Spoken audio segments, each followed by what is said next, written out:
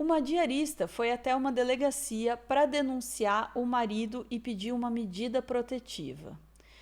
O que aconteceu? Em vez disso, ela recebeu voz de prisão e passou 3 dias no presídio. Inacreditável, porém não surpreendente, né? Vamos saber mais sobre esse caso com a Sofia Labanca aqui no Plantão do Meteoro. Bora lá.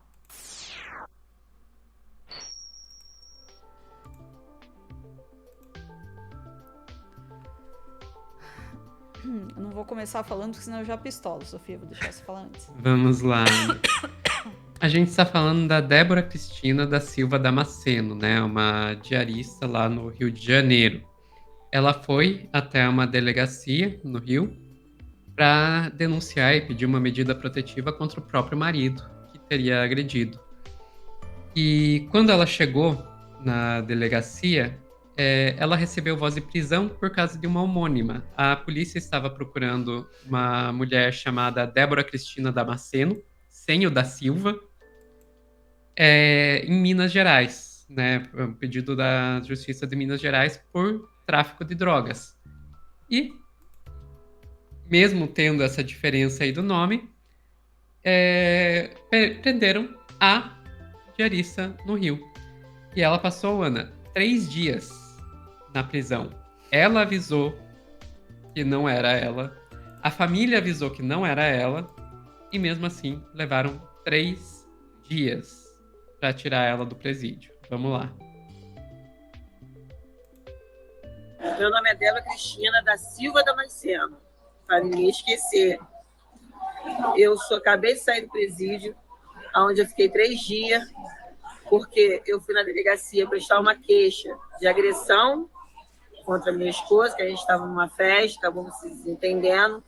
Os vizinhos chamou a viatura me buscou no local, me levou para a delegacia. Na delegacia, eu recebi um mandado de prisão, já sendo sentenciada, entendeu? E estava já sendo para poder pegar 9 anos e 8 meses de cadeia. Quer dizer, eu passei assim, só por causa de um nome, um erro. Eles não acreditaram em mim que eu era inocente. Então, eu passei os piores dias da minha vida, 3 dias da minha vida aterrorizante. E eu só peço que os outros, antes de condenar as pessoas, olhe mais, pesquise mais, antes de julgar uma vida. Entendeu? E agradeço já às pessoas que acreditou em mim, o meu advogado, a Record, que acreditou no que estava acontecendo comigo e estava comigo até agora. Meu filho, primeiramente. Obrigada ao UOL pelo vídeo. Ana, foi uma coisa assim, realmente terrível, sabe? Vou até mostrar, eu nem tinha planejado mostrar isso, mas vou até mostrar aqui uns trechos de uma reportagem do G1 sobre esse assunto. Aqui, ó, o Guilherme Peixoto e Bruno Pontes, mulher vai à delegacia denunciar marido por agressão e é presa por engano no Rio. Trazer algumas aspas aqui. Ninguém espera que vai na delegacia dar uma queixa e saia algemada. Meu chão caiu, passei um perrengue que não era para mim. Quero minha casa, quero ver minha mãe, minha avó que está com 82 anos desesperada. Foi apavorante. O filho indignado com o erro. Estou sentindo uma tristeza forte, uma saudade da minha mãe e muito indignado com a justiça, desabafou Fabrício Damasceno na porta do presídio. Ana, você consegue imaginar o que é isso? Você já está com uma situação absurdamente difícil, que é o caso de agressão. E daí vai lá, vai no presídio como vítima, e sai de lá sendo acusado de um crime que não cometeu, passando 3 dias na prisão. Cara, assim, é um completo absurdo. Um completo absurdo. Daí, Ana, é, bem a questão de, ok, que porcaria de erro foi essa? Foi esse, né? Porque todo mundo avisou que estava acontecendo. E, ao que parece, Ana, o erro foi na Justiça de Minas Gerais. Vamos voltar para aquela reportagem do G1 e agora mostrar a parte que eu tinha planejado mostrar aqui mesmo, que é da onde que ocorreu o erro. Que, ao que parece, foi um erro de digitação que aconteceu na na Justiça de Minas. Então, aqui, ó, a Justiça Mineira, então, expediu uma certidão confirmando que houve erro, isso depois de uma audiência de custódia, quando foi 3 dias depois, quando perceberam que tinha um erro. Justiça Mineira, então, expediu uma certidão confirmando que houve um erro ao incluir o sobrenome Silva no mandado de prisão contra Débora de BH e determinou a soltura da presa por engano. Por causa da burocracia, a mulher só deixou a cadeia por volta das 18 horas de terça-feira. Eles colocaram um sobrenome mais à toa, assim, tipo, foi um erro. Não era para colocar o sobrenome, a gente colocou. E é isso. TV Globo procurou o Tribunal de Justiça de Minas Gerais, que disse que apenas que houve um equívoco no mandado de prisão. Um equívoco, é só isso, foi só um equívoco. E Ana, o outro lado aí, que foi a Polícia Civil do Rio de Janeiro, que foi quem executou o mandado de prisão e deixou ela presa por 3 dias, mesmo todo mundo avisando que não tinha nada a ver com a história, falou basicamente a mesma coisa. Então vamos lá para o UOL, né? Diarista denuncia violência doméstica e fica 3 dias preso por engano. E tem no finalzinho ali o que a Polícia Civil do Rio falou. Por meio de nota, a Polícia Civil informou que apenas cumpriu o mandado de prisão que constava no sistema. De acordo com a Polícia Civil do Rio de Janeiro, ao consultar o sistema da 105ª DP de Petrópolis, os agentes identificaram o mandado em aberto no nome da mulher e, diante dessas informações, conforme a legislação vigente, o mandado foi cumprido. O órgão também disse que a investigação por violência doméstica denunciada pela mulher está em andamento. É isso que eu queria saber. Então, assim, a Justiça de Minas diz, foi só um equívoco. A Polícia Civil do Rio diz, a gente só cumpriu o que estava no computador.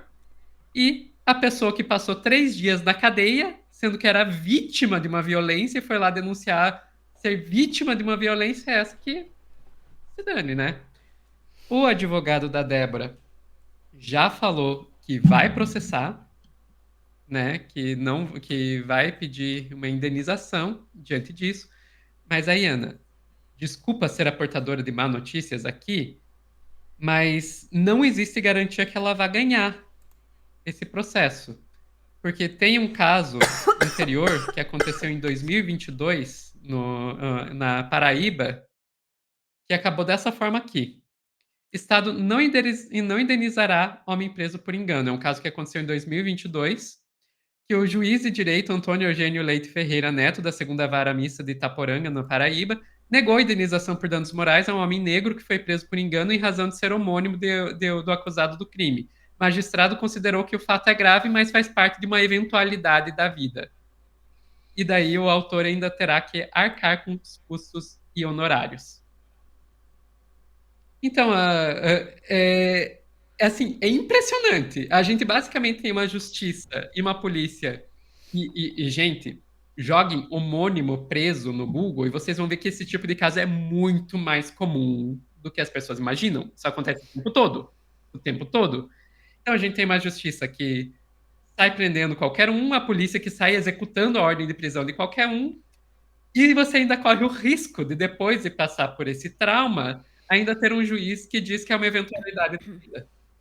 Claro, é uma eventualidade da vida para pessoas que têm sobrenomes que não são muito comuns, né? Porque vamos e convenhamos. E daí, Ana, eu não estou nem falando só da alta burguesia. Vamos ser sinceros aqui. Eu não acho que tem Anas Lesnovskis e Sofias Laboucas andando pelo Brasil. Inclusive, eu acho que eu conheço todos os Laboucas assim, no Brasil. Mas, enfim.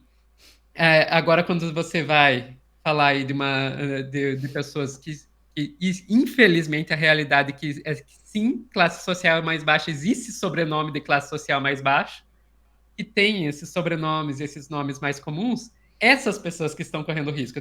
Eu te garanto que os juízes não estão correndo risco de ser presos por causa de homônimo. Quem corre esse risco são pessoas das classes sociais mais baixas. Aí é a eventualidade da vida, né, gente?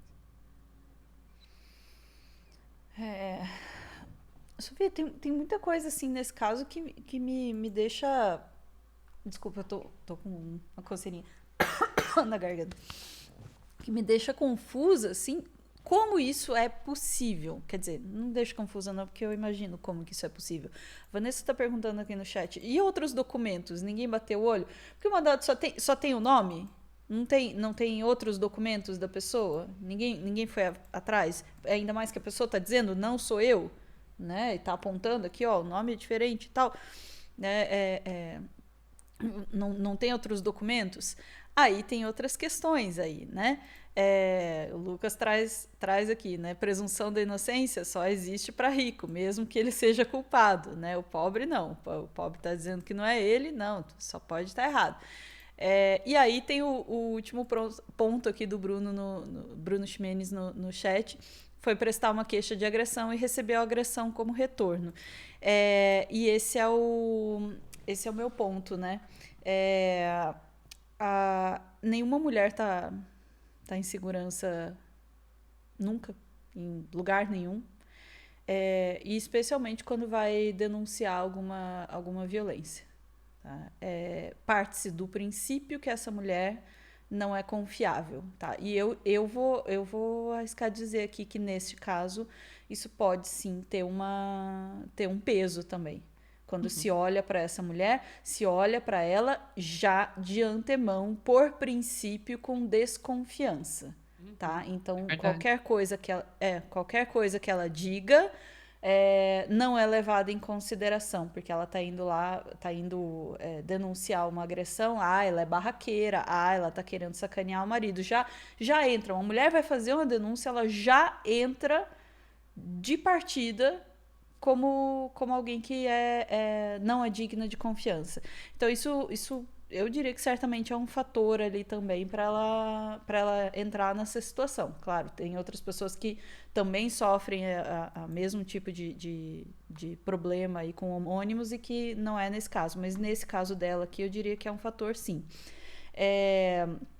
Me perguntei o que estava acontecendo com a denúncia de agressão dela, porque ela está prestes a sofrer mais 2 violências, né? Primeiro, a denúncia de agressão provavelmente não vai a lugar nenhum, porque as denúncias de agressão em geral não vão. E o processo pela injustiça que foi cometida com ela provavelmente também não vai em lugar nenhum. Né?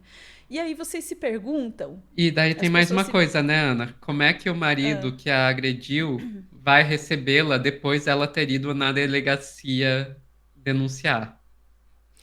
Exatamente. Então são 3 violências. Também tem essa. Porque agora ela volta para casa, né? Com o marido ainda lá, né?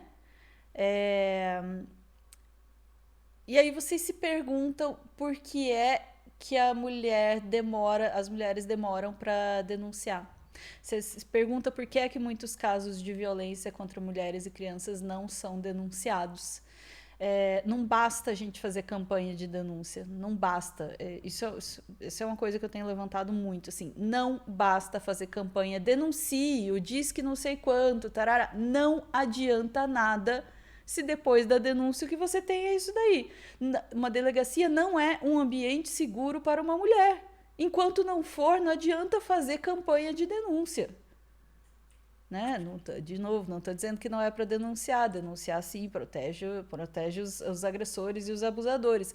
Agora, enquanto não mudar a realidade do que acontece quando uma mulher denuncia, vai continuar acontecendo isso. E a maior parte dos casos vai continuar sem ser denunciado. Né? Eu me pergunto se esse não é o desejo mesmo das instituições, né? Na verdade. Só dizer que fez a campanha. Eu fiz a campanha aqui, eu incentivei a denúncia. Lavei minhas mãos, né? Depois o que acontece é uma eventualidade da vida. Né? Exato. Enfim, desculpa. Eu vi ali, Ana, que a gente teve aqui no chat o pessoal dizendo que ela disse minha esposa. Eu também fiquei com essa impressão quando eu vi o vídeo. Ela diz... mas eu imagino que esteja se referindo a esposo, porque todas as reportagens falam sobre marido, né? E daí também no G1, no finalzinho, diz que a Polícia Civil diz que solicitou medidas protetivas para ela. De novo, legal, solicitou medida protetiva. Quanto tempo vai durar essa medida protetiva? Quantas mulheres são vítimas de feminicídio tendo já aprovado as medidas protetivas? Pode procurar procurar. Exatamente. Joga no Google. Procura. Joga no Google. Procura. Isso quando a medida não é revogada um tempo depois, tá? Vocês acham que a medida protetiva salva a mulher? Não salva porque ninguém tá interessado em salvar e proteger a mulher, tá? É só livrar a própria cara ali, né? E tem outra coisa que Jem aponta aqui no chat. Ai, tô tentando ver. Que ela já conseguiu o afastamento do marido, segundo a reportagem, mas ainda assim o nome dela também fica mal falado, porque nem todo mundo assistiu a reportagem para saber o porquê dela ter sido presa, né? Também tem um dano moral aí, né, para ela. Com certeza. Mas eu tenho certeza que algum juiz vai dar para ela mesmo ganho de causa. Uhum. Enfim, ficamos por aqui, Sofia. Ficamos por aqui, Ana. Sobre o juiz que diz que é uma eventualidade, ele também. Eu queria saber se acontecesse com ele, né? Uhum. Ou alguém da família dele ia ser uma eventualidade. Aí tem processão, né? Não, ali não tem, porque na hora de acontecer ele já ia dizer: você sabe com quem você tá falando? Né? Enfim, coragem para todo mundo que tem que fazer alguma denúncia aí, porque não é fácil, viu? Vamos lá. Chat, a gente volta em instantes para mais assuntos do dia, se eu ainda tiver voz.